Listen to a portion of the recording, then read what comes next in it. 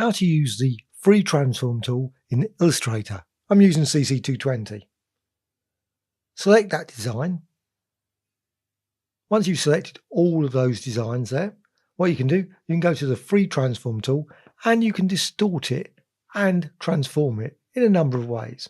There's the free transform tool. And you'll see what you get. You get 3 tools. There's also another option of Constrain. Constrain just controls the angle. Just makes certain it just goes 45 degrees, 90 degrees, etc. To be honest, I rarely use that. But it's there if you want to constrain it. So the first one is free transform. And what you can do, you can rotate, you can scale, and you can also slant or shear the design. So you can, like say, scale it, and all of them will be scaled. You can also go to the bounding box and the middle points. You can then slant the design, which is quite useful. There's also an option for perspective distort as well.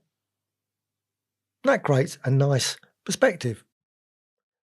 Not particularly great in terms of if you've got like 2-point perspective, it's fine. Just creates a very basic, but you've got no control of where you point it. It just goes off a particular direction and that's that. So you can't make a certain point as the position to go to.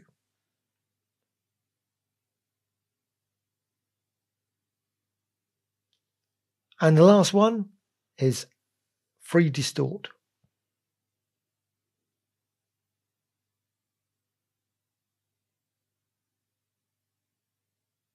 Free distort means you can freely distort the design and just simply go to the top of the bounding box and distort it. Just move it backwards and forwards. You make it look like it's going off into a 3-dimensional space.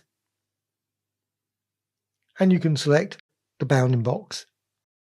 And you can also continue to rotate. You can also use the constrain.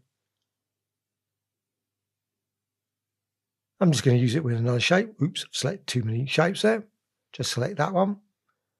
And what you can do exactly the same as before. You can go to the free transform tool and transform that design. And you can, of course, transform a single shape as well as multiple shapes like this.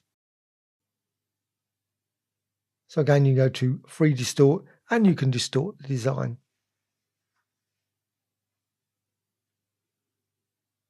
So you can angle it in particular ways, create some interesting effects. And of course, what you can do, you can select an individual part of that and apply the free distort or perspective distort, etc., to that shape.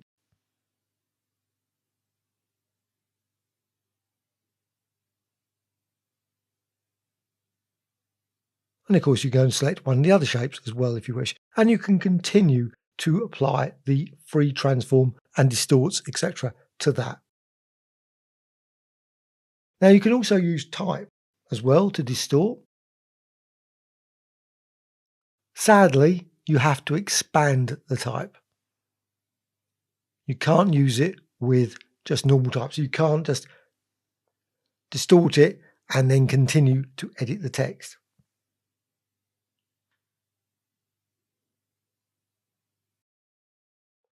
There's some type there. So first thing to do, go up to the object menu and expand. So if you try and do the free distort, just quickly show you, it will not work. So go to object and expand. Click OK. Now you can go up to those controls and you can use the free transform. You can use the perspective distort and also the free distort as well.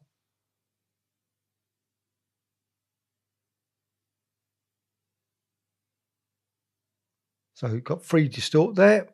Well, I'm using the free transform first, so you can see you can just rotate it. Pretty normal. I'm just using some 3D as well, so I've just added a 3D effect by the styles. And you can rotate it. Now you can also go, of course, to the other ones as well, the perspective distort, and you can apply a perspective distort, again creating a nice perspective effect with that 3D text.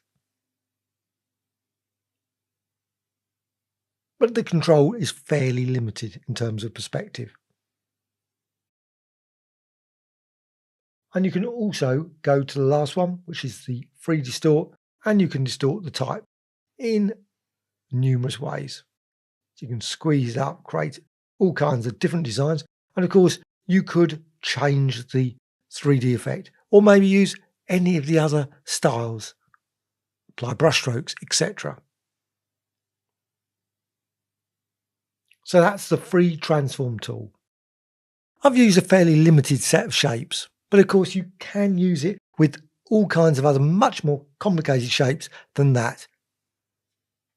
Hope you found this tutorial of interest. Please subscribe to the Graphicxtras channel, always adding new tutorials about Illustrator, Photoshop, Affinity Designer and many others. Also please add some comments, always appreciated, a dislike or like. Thank you much.